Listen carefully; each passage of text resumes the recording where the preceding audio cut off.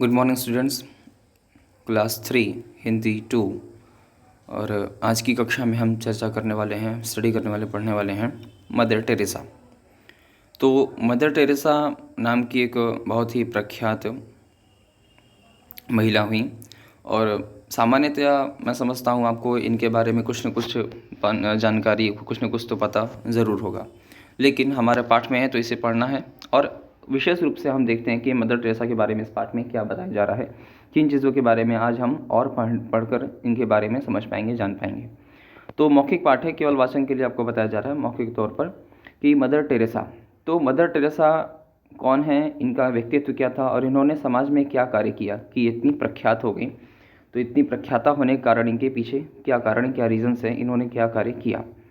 देखिए लिखा हुआ है, मदर टेरेसा को कौन नहीं जानता। बोलते हैं कि मदर टेरेसा को कौन नहीं जानता, यानी कि ऐसी महिला हुई, ऐसा कुछ इन्होंने कार्य किया कि इनको हर एक बच्चा से बच्चा, बूढ़ा व्यक्ति जानता है, हर वर्ग का व्यक्ति इनको जानता है, पहचानता है, इनके कार्यों को, इनके सेवा को समझता है। लेकिन इसके साथ साथ बोले वे ममता की देवी थीं। वे क्या थी? ममता की देवी थीं। यहाँ पर ममता की देवी थी कहने का तात्पर्य है कि इन्होंने कुछ न कुछ तो ऐसा कुछ कार्य किया कि इनको माँ का दर्जा दिया गया, क्योंकि हम तो ममता की बात सिर्फ माँ से ही जोड़ते हैं। कोई ऐसी स्त्री, महिला हो जो सबको लाड प्यार देती हो, सबका सम्मान करती हो, सबके लिए हित का कार्य करती हो, समाज के लिए, अपने अपने बालकों के लिए, तो वैसे ही ममता का छाया इन्होंने पूरे समाज पर अपना उकेरा, बिखेरा। लेकिन इसके साथ साथ क्या था? बोले गरीबों और दुखियारों का सहारा थी। यानी जो मदर टेरेसा नाम की जो व्यक्ति हैं, यह जो महिला हैं, इन्होंने ऐसा कुछ कार्य किया समाज के प्रति, लोगों के प्रति, इंसानियत के प्रति। तो बोले कि गरीबों और दुखियारों का सहारा थी। इसके साथ साथ यह क्या थी? गरीबों और दुखियारों का सहारा भी थी। यहाँ पर गरीबों और दुखियारों का सहारा होने का तात्पर्य यह मतलब है कि इन्होंने समाज में लोगों के प्रति, जनता के प्रति, सामान्य वर्ग के लोगों के प्रति ऐसा कार्य किया कि इनको सभी लोग माँ का दर्जा देते थे, सभी बहुत सम्मान करते थे। और इन्होंने विशेष तौर पर गरीबों, दुखियारों, जो बहुत अन्य पिछड़े वर्ग के लोग हैं, जो असहाय लोग हैं आर्थिक रूप से, शारीरिक रूप से, उनकी इन्होंने बहुत मदद की। ये सहारा थी, किसी का सहारा बन गई हैं, यानी ये सब लोग इनको अपना सहारा मानते थे। लेकिन मदर टेरेसा का जन्म 26 अगस्त 1910 यानी कि 1910 को मैसेडोनिया में हुआ था। तो बता रहे हैं जो पुरुषार्थ हुई यह महिला, तो बोले इनका जन्म कहाँ पर हुआ, इनके बारे में कुछ इनके पर्सनल जानकारी लेते हैं। तो कहते हैं कि मदर टेरेसा का जन्म 26 अगस्त में 26 तारीख को, कब? तो 1910 ईस्वी में, 1910 ईस्वी को मैसेडोनिया नामक स्थान पर, जगह पर हुआ। तो मैसेडोनिया ये कौन सी जगह है, कहाँ पड़ता है? बोलिए ग्रीस के अंतर्गत आने वाला, ग्रीस नामक देश के अंतर्गत स्थान पर आने वाला यह मैसेडोनिया नामक स्थान है जहाँ पर इनका जन्म हुआ था। और आज के वर्तमान समय में, आज की स्थिति में मैसेडोनिया को मकदूनिया नाम से भी जाना जाता है। खासकर यह अभी एक साल, पिछले साल पहले 2019 में यह मैसेडोनिया ग्रीस से अलग हो गया। ठीक है, तो इसके बारे में भी पता होना चाहिए। तो मैसेडोनिया को आज के समय में मकदूनिया नाम से भी पुकारा जाता है, जाना जाता है। तो मैसेडोनिया नामक स्थान में हुआ है, ग्रीस के अंतर्गत आता है, यूरोप के कंट्रीज़ में है। उनके बचपन का नाम गोंझा था, जिसका अर्थ होता है फूल की कली। कह रहे उनके बचपन, या जो मदर टेरेसा तो बड़ी होकर इनको प्रख्यात हुई, तो इनका नाम था मदर टेरेसा। लेकिन इससे पहले भी, जैसे आप सभी का कुछ पेट नेम होता है, निक नेम होता है, तो इसी तरह ये जो मदर टेरेसा, इनका भी बचपन में एक नाम था, निक नेम था, पेट नेम कह लीजिए, तो गोंझा था। और जो जिस समुदाय से बिलोंग करती थी, कैथिलोकिया ऐसा करके स्थान है, मतलब जाति विशेष है। तो इस कैथोलिक जाति से बिलोंग करती थी, तो उस समुदाय में जो गोंझा शब्द प्रयोग किया जाता है, गोंझा नाम दिया गया इनको। इनका निकनेम घर का नाम था गोंझा, तो जिसका अर्थ होता है फूल की कली। और वाकई में यह फूल की कली ही थी। फूल की कली जैसे कभी सुगंध बिखेरती है, जैसे हमेशा तरोताज़ा रहती है, कभी वह मुरझाती नहीं। हाँ, तो मतलब जिस प्रकार से चैतन्यता रहती है, जिस प्रकार से जागरूक रहती है, वह सारी चीज़ें इनके अंदर खूबियाँ थी। ये वास्तव में एक फूल की कली ही थी। जो भी इनसे मिलता था, जो भी इनकी सेवा पाता था, जिसके तरफ ये मुड़ जाती थी, जिसके लिए यह कार्य करती थी, वह फूल के समान हो जाता था। तो बहुत ही सहज स्वभाव और वाकई में फूल की कली जैसा ही यह व्यवहार था इनका। तो बोले कि वास्तव में गोंझा जीवन भर चेहरे पर मुस्कान लिए रहती थीं। वास्तव में देखिए वैसा ही वर्णन करके बता रहे कि वास्तव में गोंझा ये जो थी अपने जीवन में जीवन भर चेहरे पर मुस्कान लिए ही कार्य करती रही, समाज की सेवा करती रही और इनसे जो कुछ भी प्राप्त होता था वह सब कुछ समाज के लिए ही यह अर्पण कर देती, समाज के हित के लिए ही अपना सब कुछ जीवन और अपना धन, अपनी सारी सारी चीज़ें इन्होंने समाज को ही अर्पित किया, समाज के लिए ही कार्य किया। लेकिन इसके साथ साथ क्या हुआ, तो मदर टेरेसा जब 12 वर्ष की थी तभी उन्होंने ठान लिया था कि वे अपना जीवन मानव सेवा में ही लगाएंगी। अब देखिए बात यह है कि जो मैसेडोनिया नामक स्थान है वहाँ पर जब यह रहती थी तो इनके बाल्यकाल अवस्था में कुछ ऐसी आंतरिक घटनाएं घटी जिसके कारण इनको वो घटनाएं झकझोर कर रख दी। तो बहुत ही अत्यंत कुछ ऐसी दयनीय घटनाएं स्थितियाँ थी, व्यवस्था थी, जिसके कारण इनको यह महसूस हुआ कि मेरा जीवन, मेरा जो निर्माण हुआ, मेरा जो जीवन मुझे मिला है यह सिर्फ और सिर्फ समाज की सेवा के लिए मैं तत्पर रहूं हमेशा और ऐसा ही कुछ कार्य करूं जिससे कि हमेशा लोगों का भला हो सके। जो दीन हैं, जो असहाय लोग हैं, जो बहुत ही कष्ट में जीवन यापन कर रहे हैं, जिनको बहुत दुख है, जो रोगी हैं, जो रुग्ण लोग हैं, जो बहुत समस्याओं का सामना कर रहे हैं, गंभीर बीमारियों का, ऐसे लोगों के लिए मैं कुछ हित का कार्य करूं जिससे कि लोगों का जीवन सरल हो सके, जीवन लोगों का सुधर सके, आसान हो सके, अच्छा बन सके। बोले मदर टेरेसा जब 12 वर्ष की थी तभी उन्होंने ठान लिया था, उन्होंने अपने मन में निश्चय कर लिया कि मुझे क्या कार्य करना है बड़े होकर। जैसे आप भी अपने मन में सोचते हैं कि मुझे डॉक्टर बनना है, मुझे इंजीनियर बनना है, मुझे बड़े होकर यह कार्य करना है, मुझे यह कार्य करना है। उसी तरह इन्होंने भी अपने बाल्यकाल अवस्था में जैसी परिस्थितियाँ, जैसे समाज को इन्होंने देखा, जैसी समस्याओं का सामना किया, उस समस्या का सामना करने के दौरान इन्होंने अपने मन में निश्चय कर लिया कि बड़ा होकर मुझे समाज की सेवा में ही लगना है, समाज की सेवा करनी है, वह चाहे जिस प्रकार से भी किया जा सके। तो इन्होंने ऐसा ठान लिया, तो बोले अपना जीवन मानव सेवा में ही लगाएंगी, यह इन्होंने निश्चय कर लिया, प्रण कर लिया। वे जब भारत आई तब भारत की ही बनकर रह गईं। अब इसी के साथ साथ यह भी समझिए, यह भी जानना चाहिए कि जब मैसिडोनिया में यह रहती थी, जब इनके साथ ऐसी घटनाएं घटी, इन्होंने निश्चय कर लिया कि हम बड़े होकर ऐसा ही बनेंगे, हमें समाज सेवक बनना है, समाज की सेवा करनी है।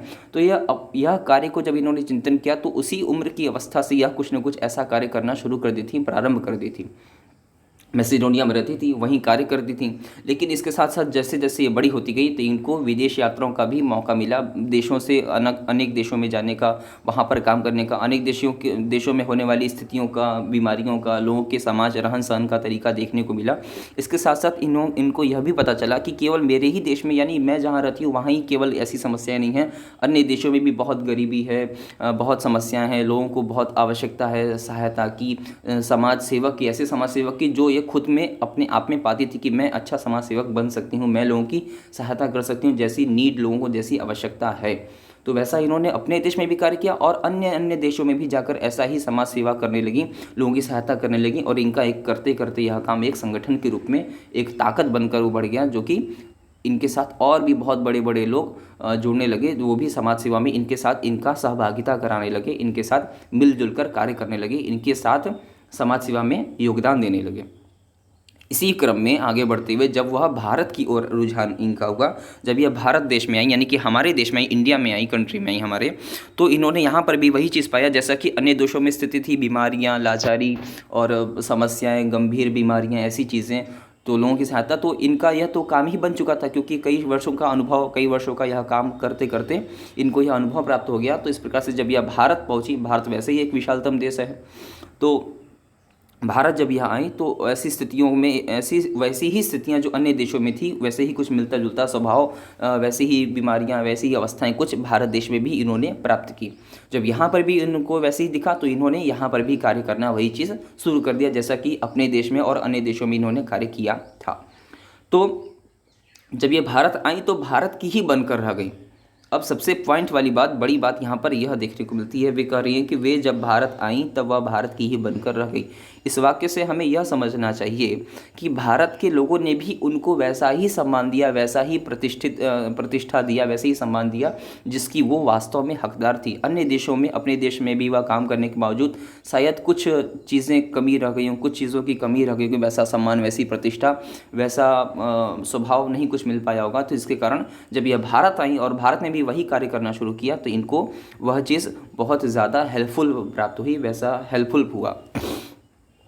तो इसके साथ साथ यहाँ के समाज के लोगों ने, भारतीय लोगों ने भी इनकी बहुत मदद की, इनको बहुत प्रतिष्ठा दिया, बहुत सम्मान दिया, जिसके वह वास्तव में हकदार थे। और ऐसा प्रतिष्ठा, ऐसा सम्मान, ऐसी इज्जत पाकर इन्होंने बहुत सम्मान प्राप्त किया, तो जिसके कारण इनको भारत में बहुत ज़्यादा रुचि होने लगी, और जिसके कारण बहुत लंबे समय तक, बहुत लंबे अरसे तक यह भारत में ही गुजर रही थी, मतलब भारत में ही रहना शुरू कर दिया, भारत में ही सेवा करने लगी। और भारत के विभिन्न राज्यों में, विभिन्न विभिन्न स्थानों में जाकर अनेक प्रकार की संस्थाओं का निर्माण, अनेक प्रकार की चैरिटीज़ का निर्माण, चैरिटियाँ, संस्थाएं ऐसी थी जो लोगों की मदद के लिए ही बनाई गई थी, और उनका कोई भी इसके अलावा अतिरिक्त कार्य नहीं था। तो ऐसी संस्थाएं, ऐसी चैरिटीज़ का इन्होंने स्थापना की, पब्लिश किया, जो लोगों के समाज सेवा में उनकी मदद करें, रोगियों के इलाज के लिए बनाई गई, लोगों के रहने खाने के लिए, जिनके पास असहाय थे, जिनके पास घर इत्यादि नहीं था, खाने की व्यवस्था नहीं होती थी, उनके लिए यह संगठन रूप में कार्य करने लगी। और नए नए संस्थाओं का निर्माण करते करते इन्होंने बहुत सारी ऐसी संस्थाओं का निर्माण किया, जिसमें से मुख्यतः यहाँ पर इन्होंने मिशनरीज ऑफ चैरिटी नामक संस्था की स्थापना की। देखिए, अब इन्होंने जो संस्था उसका स्थापना करने लगी, जो कि समाज की सेवा के लिए ही तत्पर रहती थी, अहर्निश माने दिन रात। तो वो देखिए, इन्होंने मिशनरीज ऑफ चैरिटी नामक संस्था की स्थापना की। तो ये संस्था है जो कि जिसका नाम है मिशनरीज ऑफ चैरिटी। इस नाम की संस्था अगर आप कहीं भी सुने हो, या आप कहीं भी जाएं भ्रमण इत्यादि में अगर देखें, तो आप निश्चित रूप से समझ पाएंगे कि यह संस्था समाज सेवा के लिए है। और किसने स्थापित किया? तो यह मदर टेरेसा जी ने ही स्थापित किया था, इन्होंने ही इसको संस्थापना दी थी, इन्होंने यह चैरिटी बनाई। तो मिशनरीज ऑफ चैरिटी, ये मिशनरीज नामक चैरिटी इन्होंने संस्थापना की, जो कि कई स्थानों पर है, लेकिन मुख्य रूप से यहाँ पर भारत में यह रांची नामक ज़िले में अंतर्गत स्थित है, यहाँ पर बना हुआ है। तो रांची में इन्होंने सेवा की, कोलकाता में सेवा की, बंगाल में भी बहुत सेवा की इन्होंने। तो मिशनरीज ऑफ चैरिटी नामक संस्था की स्थापना इन्होंने मिशनरीज ऑफ चैरिटी की स्थापना की। अब बोले, उसी संस्था के माध्यम से गरीब, बीमार और अनाथ लोगों की सहायता करने लगी।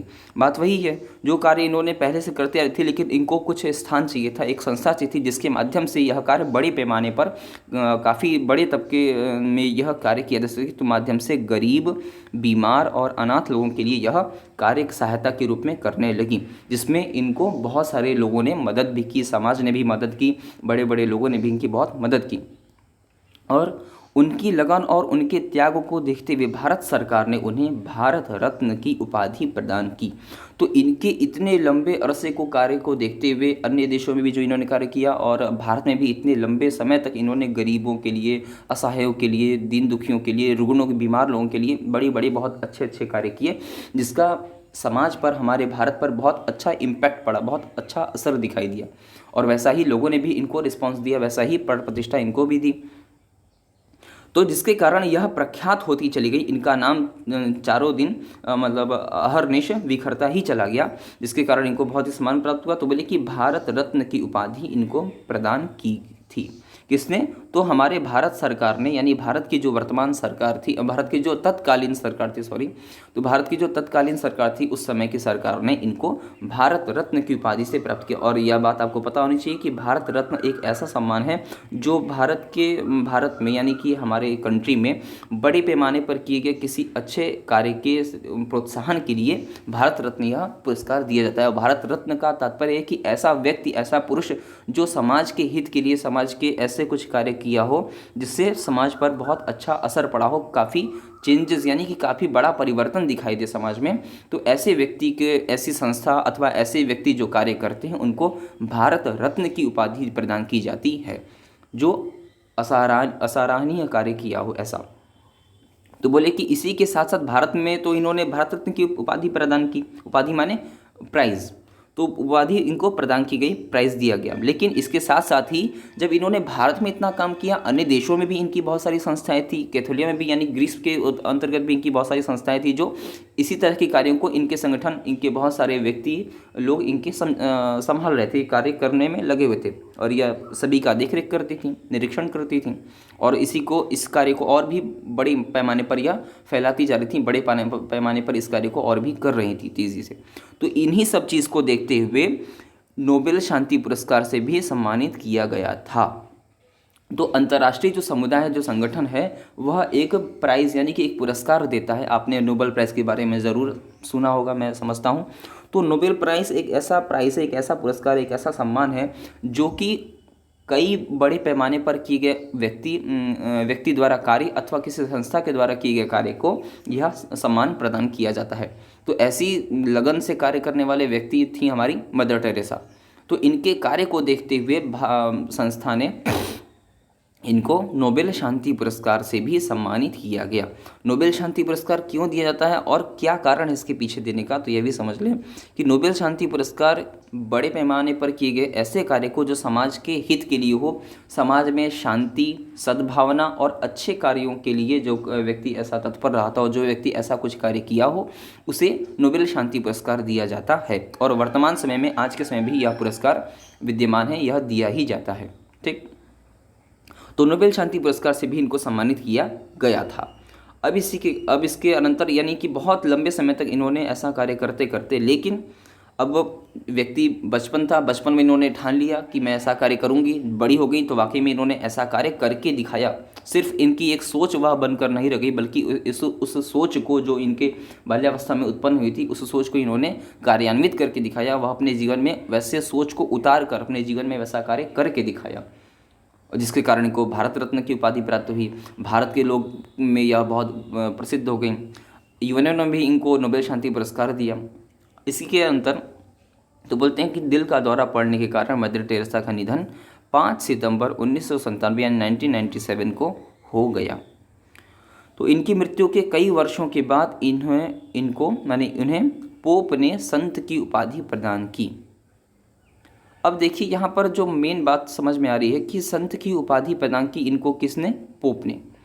क्रिश्चियन समुदाय में, जो क्रिश्चियन समुदाय एक भाग है, जैसे हिंदू, मुस्लिम, सिख, ईसाई, तो ईसाई जो भाग है, जो क्रिश्चियन समुदाय है, वहाँ पर उनके धर्म के आचार्य होते हैं, यानी कि जैसे हमारे यहाँ पंडित होते हैं, मदरसों में मौलवी होते हैं, उसी तरह क्रिश्चियन में चर्च के जो होते हैं तो उनको पोप कहा जाता है। तो एक कैथोलिया के ही पोप ने, वहाँ पर जो ग्रीस के जो पोप हैं, एक कैथोलिया नामक समुदाय के जो चर्च है, वहाँ के पोप ने इनको संत की उपाधि प्रदान की। संत शब्द का मतलब होता है ऐसा साधु, ऐसा सन्यासी। साधु सन्यासी तो यही कार्य करते हैं जो समाज के हित के लिए अपना प्राण प्रतिष्ठित रहते हैं, हमेशा निरंतर कार्य करते रहते हैं। तो ऐसे पोप ने इनको संत की उपाधि प्रदान की कि वाकई में यह संत ही थी। ऐसे संत जो हमेशा लोगों के हित के लिए लगा हो। संत जो होते हैं वह खुद के लिए कुछ नहीं करते, अपितु वह समाज के लिए तत्पर रहते हैं, वह अपने समुदाय के लिए तत्पर रहते हैं, वह मानव के लिए तत्पर रहते हैं। तो इन्होंने वाकई में ऐसा कार्य किया था कि इनको वास्तव में संत की उपाधि प्रदान की गई। तो वो इसमें कोई भी संशय नहीं कि यह संत नहीं थी। जिस प्रकार से इनको 5 सितंबर 1997 को जब इनका हार्ट अटैक आने के कारण, दिल का दौरा पड़ने के कारण इनका जब निधन हो गया, तो इनकी मृत्यु के कई वर्षों बाद ऐसा समुदाय ने, वहाँ के लोगों ने चर्चा किया, तो इनको वहाँ के पोप ने, वहाँ के जो संत हैं वहाँ ने इनको भी संत की उपाधि प्रदान की। इनको और भी ज़्यादा सम्मान से नवाजा गया, इनको प्रदान किया गया। तो ऐसी महान थी ममता की मूर्ति मदर टेरेसा।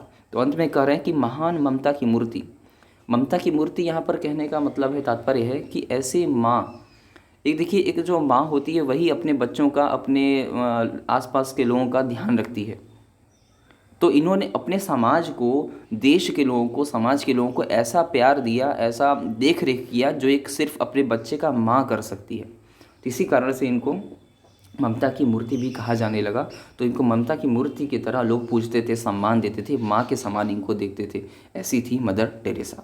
तो इस कारण से इनको, मदर टेरेसा को इतना सम्मान, इतना ऐसा जीवन प्राप्त हुआ और इतना महान कार्य इन्होंने किया, जिसके कारण मदर टेरेसा आज भी हमारे कहानियों में जीवंत हैं और इनका कार्य जीवंत अनंतर हमेशा ही इस प्रकार से रहेगा। तो इस प्रकार से आज हम लोग ने मदर टेरेसा के बारे में सामान्य जानकारी प्राप्त की। और भी बहुत अन्य गंभीर जानकारियाँ लेनी हो, पढ़ना हो, तो इसके कारण आप अन्य भी बहुत सारी ऐसी पुस्तकें हैं जो मदर टेरेसा के जीवन के बारे में हमें बताती हैं। इनके बारे में बहुत सारी प्रेरणादायक कहानियाँ हैं जिनको हम किताबों के माध्यम से अथवा इंटरनेट के माध्यम से भी आज पढ़ सकते हैं, समझ सकते हैं, जान सकते हैं। तो आज की कक्षा में सिर्फ इतना ही। धन्यवाद।